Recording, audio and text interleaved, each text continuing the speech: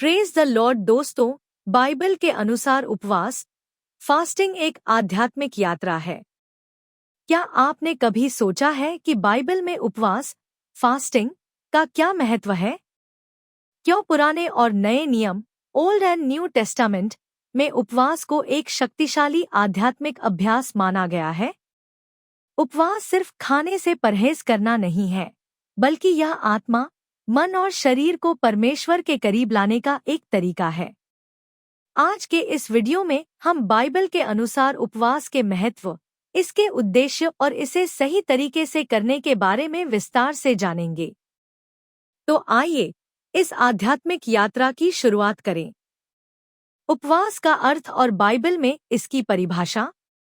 Bible के अनुसार उपवास का अर्थ है स्वेच्छा से खाने पीने से परहेज करना, ताकि हम अपनी आत्मा और परमेश्वर के साथ एक गहरे संबंध में प्रवेश कर सकें।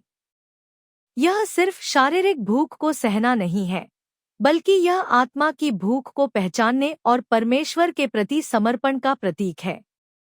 यशाया 58:6 क्या वह उपवास जिसे मैं चाहता हूँ यह नहीं है कि अन्याय की जंजीरों को खोले, जुए की रस्सियों को तोड़े और उत्पीड़ितों को स्वतंत्र करें?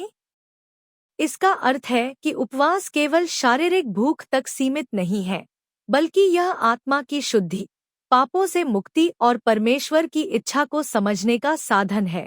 बाइबल में उपवास के उद्देश्य। बाइबल में उपवास के पीछे कई उद्देश्य बताए गए हैं, जिनमें प्रमुख ये हैं। परमेश्वर के सामने पश्चाताप, रिपेंटेंस के लिए। योएल 2:12 अब भी यहोवा की यह वाणी है, पूरे मन से उपवास, रोना और विलाप के साथ मेरे पास लौट आओ। उपवास हमें अपने पापों को पहचानने और परमेश्वर से क्षमा मांगने का अवसर देता है। मार्गदर्शन के लिए उपवास।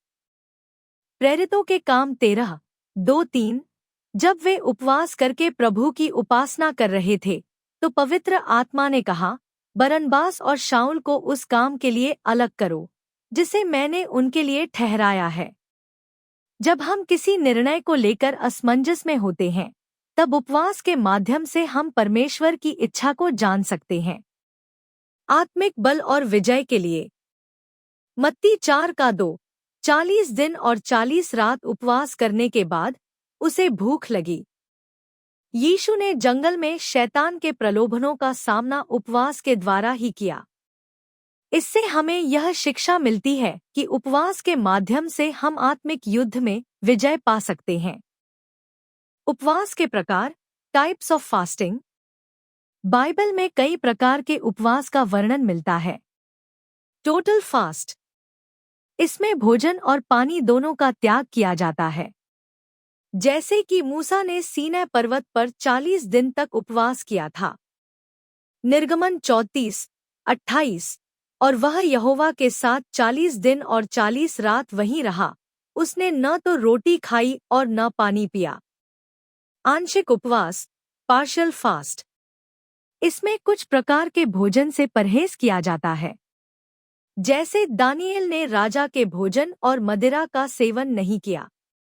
दानियेल 10:3 मैंने 3 सप्ताह तक स्वादिष्ट भोजन नहीं खाया, न मांस और न दाखमधु ने मेरे मुंह में प्रवेश किया। व्यक्तिगत और सामूहिक उपवास, पर्सनल एंड कॉर्पोरेट फास्ट। कभी-कभी लोग व्यक्तिगत रूप से उपवास करते हैं, जबकि कभी-कभी पूरे समुदाय के लोग एक साथ उपवास करते हैं। योएल 1:14 एक पवित्र उपवास का प्रचार करो, एक विशेष सभा का आयोजन करो।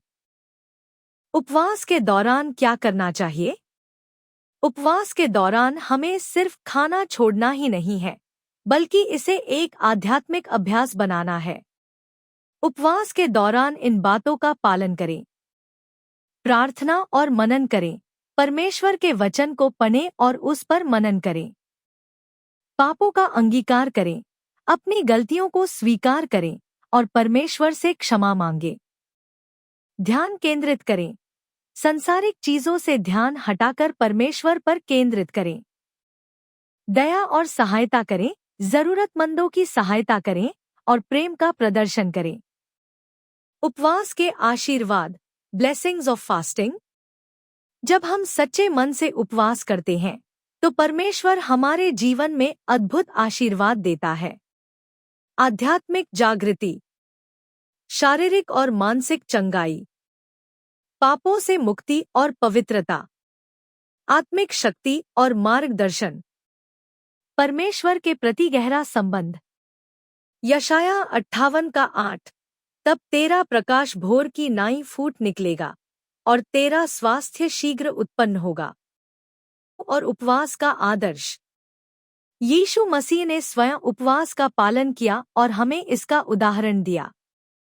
उन्होंने कहा, मत्ती 6:16-18, जब तुम उपवास करो तो उसे दूसरों के सामने प्रकट न करो, परंतु अपने स्वर्गीय पिता के सामने उपवास करो।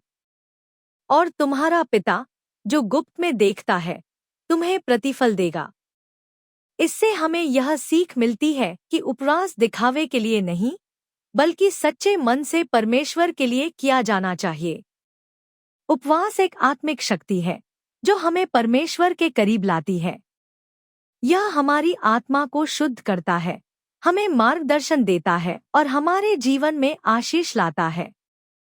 तो आइए हम भी बाइबल के अनुसार उपवास को अपने जीवन का हिस्सा बनाएं और परमेश्वर की उपस्थिति का अनुभव करें।